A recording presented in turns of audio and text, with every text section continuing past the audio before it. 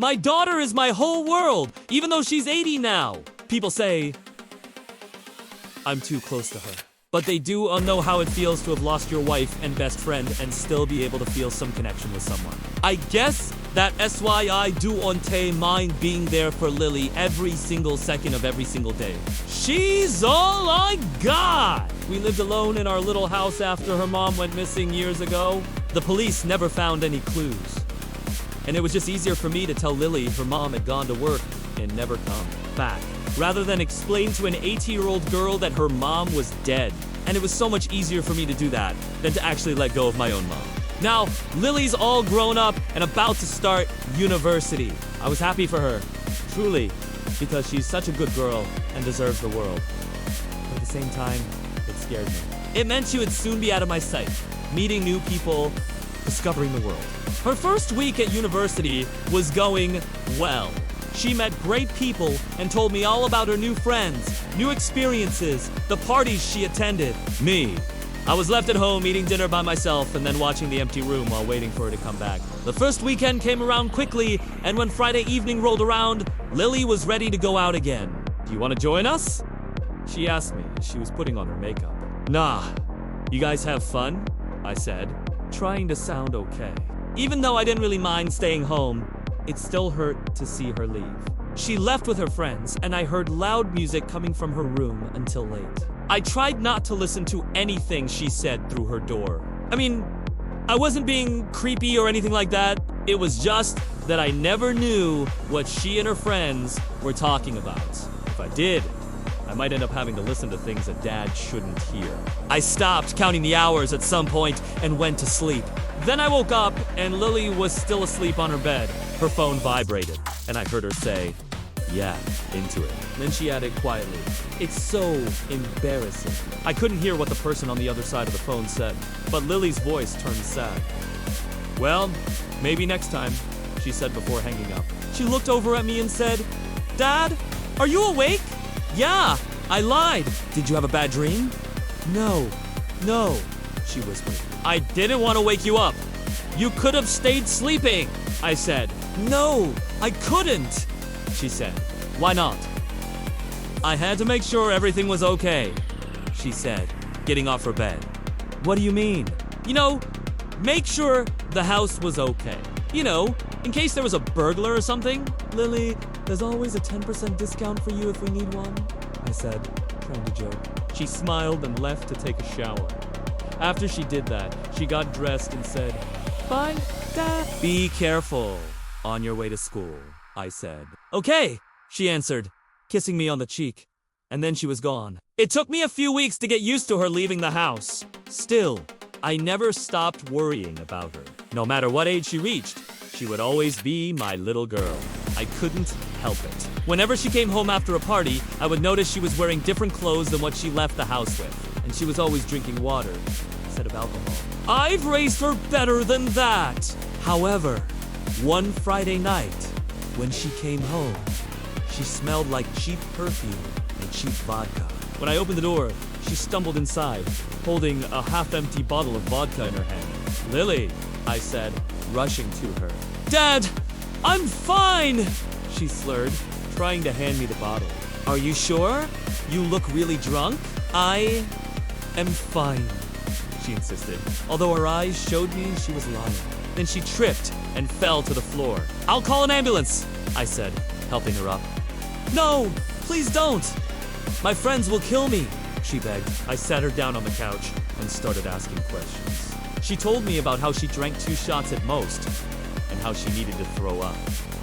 I helped her do that. Then I put her to bed. I lied down next to her and stroked her hair until she fell asleep. The entire time, I felt this anger rising inside of me. Why did she lie to me? Does she think I wouldn't care? What if something had happened to her? These thoughts made me so mad that I left the room to calm myself down. I paced around the house and didn't stop until I felt my anger fade away. I wanted to talk to her, to ask her why she did what she did, but I knew I couldn't. Not in this state. So I went to bed without saying a word to her. The following morning, I woke up earlier than usual. As I stepped downstairs, I saw Lily sitting at the kitchen table with a glass of water in front of her. "Morning," I said to her. "Morning," she replied, looking down. "How do you feel?" "Like crap," she admitted. "I should have listened to you yesterday," she continued. "What do you mean? I shouldn't have drunk. You weren't supposed to drink in the first place," I said. She nodded slowly. I walked closer to her and asked, "Can I tell you something?" "Yeah!" she replied, looking up at me. "I love you," I said, hoping she wouldn't be shocked. "I know," she said, smiling sadly. I told her how proud I was of the woman she had become, how she had turned into such a strong, intelligent young lady. And I also told her how hard it was for me to see her change, how I had been scared since the first day she left for school. She understood what I meant. We sat there for a while, and I thought about how scary it was for me to realize that soon she would be under my roof anymore, that she would live her own life. I thought about how hard it was for me to let go of her mother, and how I was doing the same thing with Lily, except this time, it was harder. I thought about how I used to walk her to school. I remember telling her stories and making her laugh whenever she was sad. I remembered the times she fell and scraped her knees. I remember how I would carry her to the bathroom and wipe off the blood, then kiss the cuts until they healed.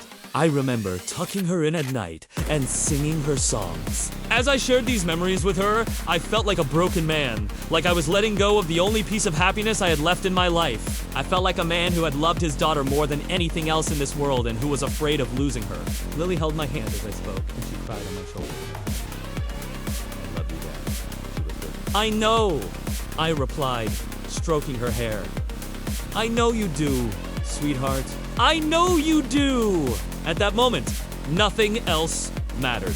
All that mattered was that we had each other, and I knew that no matter what happened, as long as we had each other, we would be okay. That night, something happened that changed everything. Forever. After Lily left for university, I barely saw her for the rest of the month. She only came home one weekend, and during that weekend, she got drunk and told me that she loved me. Of course, I loved her too. In fact, I loved her more than anything in the world. However, at that moment, I didn't know what to say. I didn't know how to respond to her. I couldn't believe that she loved me. The truth was that I had never been able to let go of her mother. I missed her so much that sometimes I talked to her as if she were still here. Sometimes I looked at Lily and saw her mother's face in hers. And sometimes I felt like she was my wife and not my daughter. And then Lily told me she loved me! And suddenly all those feelings came flooding back. Suddenly, I felt like I had lost my daughter and my wife in one night. I felt like I had lost everything.